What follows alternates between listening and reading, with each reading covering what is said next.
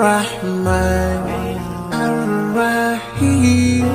المالک القدوس۔ ایک اور سوال کیا گیا ہے کہ کچھ لوگ آخری چہارشنبہ مناتے ہیں، کیا آخری چہارشنبہ منایا جا سکتا ہے؟ ایک سوال ہے جی۔ آخری چہارشنبہ یعنی سفر کا مہینہ، یہ ابھی جو مہینہ گزر رہا ہے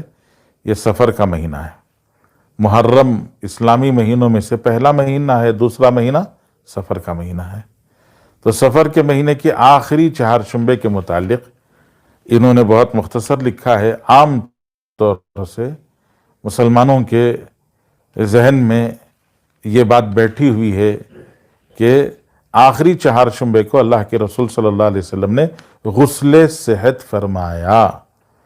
تو لوگ آخری چہارشنبے کو یعنی سفر کی آخری چہارشنبے کو گھروں میں غسل کرتے ہیں اور گھروں سے باہر پارکوں میں باغوں میں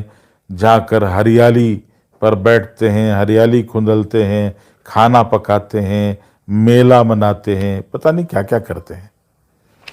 تو سب سے پہلی بات جو سمجھنے کی ہے وہ اور یاد رکھنے کی ہے وہ یہ ہے کہ اسلام میں کبھی کوئی منانے کی بات ہی نہیں ہے جی۔ عید منانے کی چیز نہیں ہے۔ مثال کے طور سے عید الاضحیٰ ہے، عید الفطر ہے، تو کہاں عید الفطر میں اور عید الاضحیٰ میں آپ کو یہ کہا گیا کہ آپ پارکوں میں جاؤ، باغوں میں جاؤ اور جا کے میلہ مناؤ جی؟ یہ تو عید میں بھی نہیں کہا گیا ہے۔ تو ہمارے پاس کوئی دن منانے کا نہیں ہے، اس لیے منانے کی تو کوئی بات ہی نہیں ہے۔ رہی دوسری بات یہ کہ آخری چہارشنبے کو یہ جو لوگوں کے ذہنوں کے اندر ہے کہ رسول اللہ صلی اللہ علیہ وسلم نے غسل صحت فرمایا، یہ غلط بات ہے۔ سیرت کی بہت ساری کتابوں میں، سیرت ابن ہشام میں اور سیرت مصطفیٰ میں، سیرت النبی صلی اللہ علیہ وسلم میں اور سیرت خاتم الانبیاء صلی اللہ علیہ وسلم جو حضرت مفتی شفیع صاحب رحمۃ اللہ علیہ کی ہے، اور اسد الغابہ جو حضرات صحابہ کے تذکرے میں ہے جس میں رسول اللہ صلی اللہ علیہ وسلم کی بھی سیرت بیان کی گئی ہے، اس طرح سے بہت ساری سیرت کی کتابوں کے اندر یہ لکھا ہوا ہے کہ حضرت رسول اللہ صلی اللہ علیہ وسلم ماہ سفر کی آخری بدھ کی رات،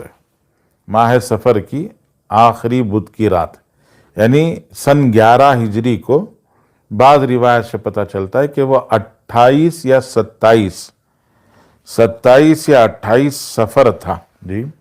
28 سفر کی رات، 28 سفر کی رات کو حضرت رسول اللہ صلی اللہ علیہ وسلم نے اپنے غلام ابو مویہیہ،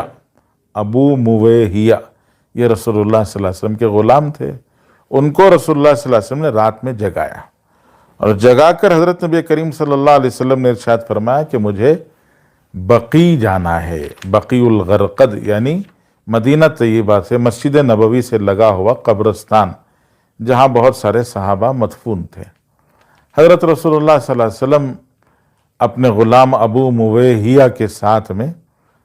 بقیع غرقد قبرستان تشریف لے گئے، اور وہاں حضور پاک صلی اللہ علیہ وسلم نے مسلمانوں کے لیے دعائے مغفرت فرمائی۔ پھر آپ وہاں سے واپس آئے تو آپ کو بخار ہو گیا اور سر کا درد ہو گیا، یعنی بدھ کے دن آپ صلی اللہ علیہ وسلم بیمار پڑے ہیں۔ اور چونکہ یہ 28 سفر اس روایت سے پتہ چلتا ہے، تو 28 سفر سے تقریباً 13 دن آپ صلی اللہ علیہ وسلم بیمار رہے، اور 13 دن بیمار رہنے کے بعد حضرت رسول اللہ صلی اللہ علیہ وسلم کا 12 ربیع الاول کو وصال ہو گیا اور آپ کا انتقال ہو گیا۔ بعض روایت میں یہ بھی ہے کہ ابتدائے ربیع الاول میں آپ بیمار ہوئے، لیکن بہت ساری سیرت کی کتابوں کے اندر ابتدائے ربیع الاول ہی ہے بالکل، وہ یعنی سفر کے بالکل آخری 2 دن رہ گئے تھے۔ بعض روایات سے پتہ چلتا ہے کہ سفر کے آخری 2 دن جب باقی تھے